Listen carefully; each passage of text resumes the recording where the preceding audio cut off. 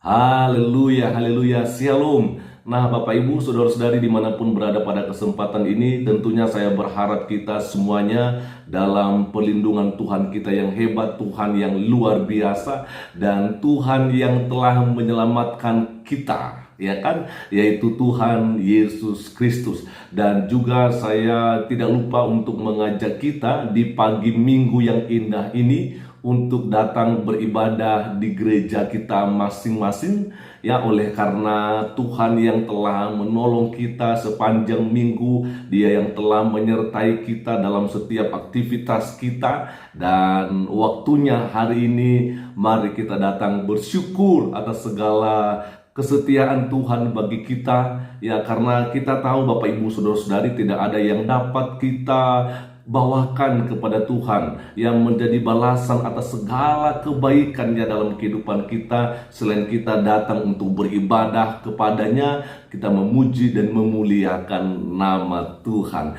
Nah, Bapak Ibu saudara-saudari, di pagi Minggu ini tentunya ada sesuatu hal yang ingin saya bagikan atau saya sampaikan kepada kita semua, berhubung oleh karena bulan Desember ada banyak hal yang terjadi, ada pelarangan Natal, dan ada juga penghinaan yang dilakukan oleh seorang artis terkenal, ya kan, yaitu Syahrini, di mana dia mengatakan kalau Yesus itu bukan Tuhan. Itu menurut dia, teman-temannya, karena dia membandingkan sesuai dengan ajaran yang dia yakini, yaitu sebagai seorang muslimah. Nah, ini yang kadang-kadang kita enggak mengerti kenapa saudara-saudara kita ini selalu membanding-bandingkan, ya, iman orang lain dengan imannya sendiri. Karena bagaimanapun juga, kalau Anda akan mencoba, ya kan, memahami atau ingin mengerti sesuatu ajaran dengan pandangan Anda sendiri, itu pasti akan keliru dan tidak sampai dan tidak pada sasaran. Nanti Anda akan bisa memahaminya. Sebab itu Anda kalau sudah punya keyakinan, imani aja keyakinan Anda dan jangan pernah mengganggu keyakinan, apalagi menjelek-jelekan bahkan menghina keyakinan agama orang lain, ya kan. Tetapi pada kesempatan ini ada yang menyampaikan kepada saya, ya kan, atau di kolom komentar video-video yang saya bagikan selama ini, ya, kalau memang orang Kristen, ya kan,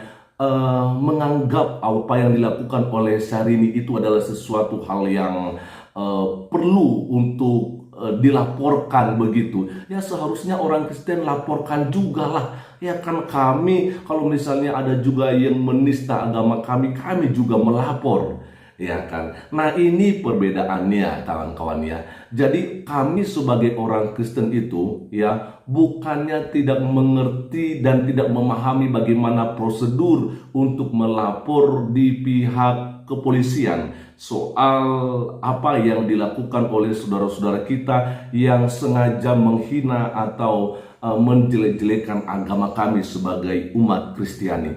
Tapi bagi kami itu kan lebih mengutamakan ajaran yang utama, ajaran yang disampaikan oleh Tuhan kami Yesus Kristus itu kepada kami, yaitu untuk mengasihi Tuhan dengan segenap hati, dengan segenap jiwa, dengan segenap kekuatan, dan dengan segenap akal budi. Dan yang tidak kalah, ya, daripada itu, Tuhan Yesus mengajarkan kami untuk mengasihi sesama kami manusia. Artinya apa?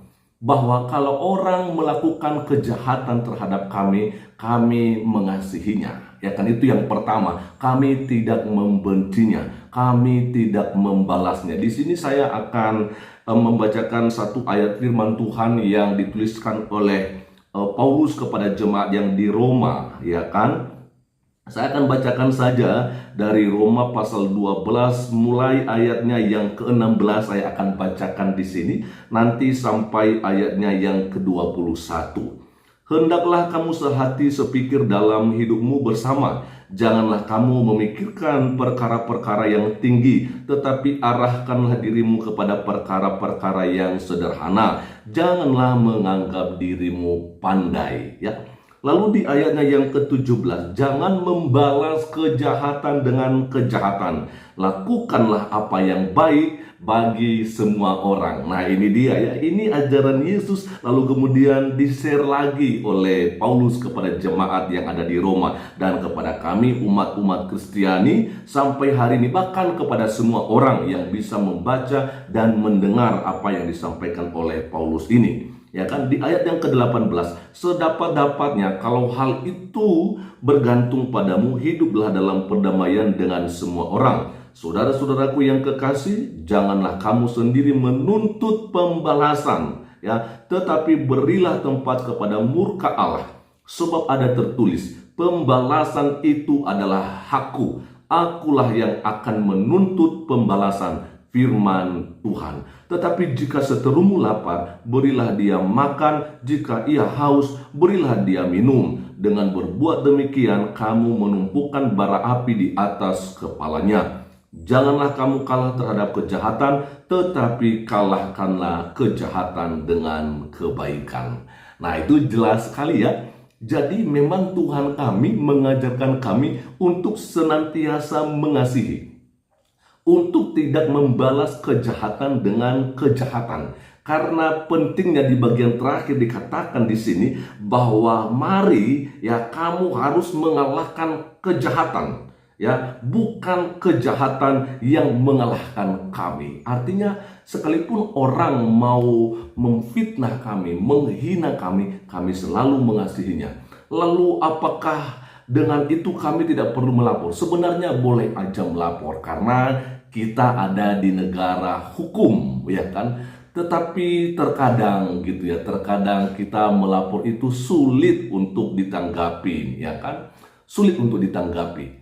Dan itu sebabnya ya udahlah, karena kami percaya kalau dunia tidak mendengarkan kami, kalau pengadilan di dunia ini tidak memberikan kami keadilan, dan kami juga percaya akan hal itu karena memang sudah disampaikan sebelumnya di tempat pengadilan sekalipun tidak mendapatkan keadilan. Nah, itu sebabnya kami lebih percaya kepada Tuhan kami ya, untuk kami menyerahkan semuanya apa yang menjadi persoalan yang kami hadapi. Dia mengatakan bahwa itu adalah hakku, aku akan menuntut pembalasan. Jadi kiranya Tuhan kami saja yang memberikan pembalasan kepada orang-orang yang telah melakukan kejahatan kepada kami. Kami tidak perlu campur tangan karena kami tidak perlu membela Tuhan kami, tetapi justru sebaliknya Tuhan kamilah yang membela kami, ya kan? Jadi sebab itu pada kesempatan ini Bapak Ibu Saudara-saudari, saya mengajarkan kita sebagai umat Kristiani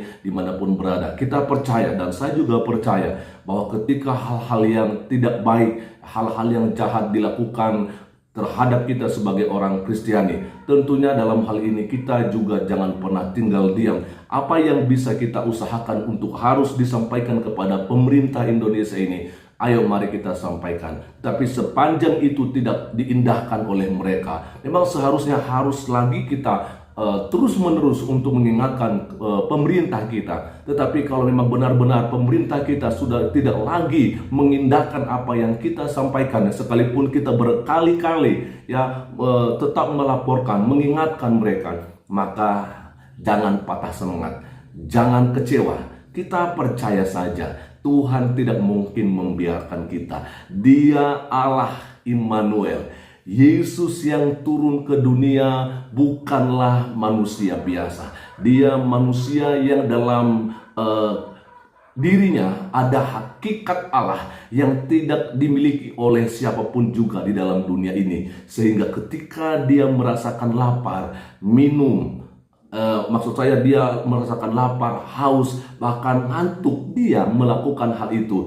Tetapi yang membuktikan dia adalah sebagai Allah yang hidup, ya kan? Dia mempunyai kuasa untuk mengampuni dosa-dosa manusia. Siapa di dunia ini ya nabi yang mempunyai kuasa untuk mengampuni dosa? Halo, tidak ada. Hanya Yesus yang mempunyai kuasa untuk hal itu. Sebab itu jangan pernah ragu. Kita harus percaya kepada Yesus bahwa Dia adalah Tuhan dan Juru Selamat. Bahkan kelahiran Yesus, kelahiran Immanuel dalam kehidupan kita orang percaya, itu sudah dinubuatkan jauh-jauh hari sebelumnya, ribuan tahun sebelumnya oleh para nabi. Termasuk Nabi Yesaya. Dia mengatakan bahwa akan lahir, ya kan, seorang anak darah, seorang putra, dan dia akan disebut sebagai penasihat ajaib, Allah yang perkasa, Bapa yang kekal, Raja damai. Coba bayangkan, dia yang lahir ke dunia itu, Immanuel itu, Yesus sang juru selamat itu, dia sebagai seorang penasihat ajaib, satu-satunya penasihat ajaib. Ya, dia Allah yang perkasa. Halo, dia Allah yang perkasa. Dia Allah yang layak disembah, dipuji, dimuliakan.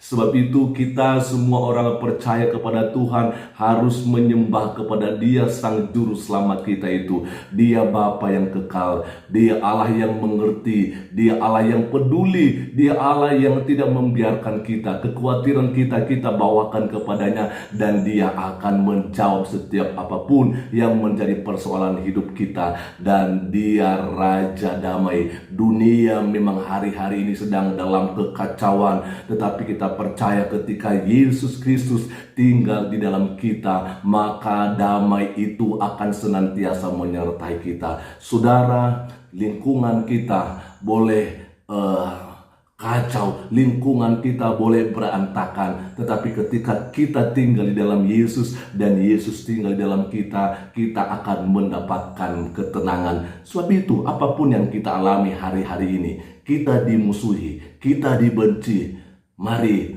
tetap percaya dan berserah kepada Tuhan.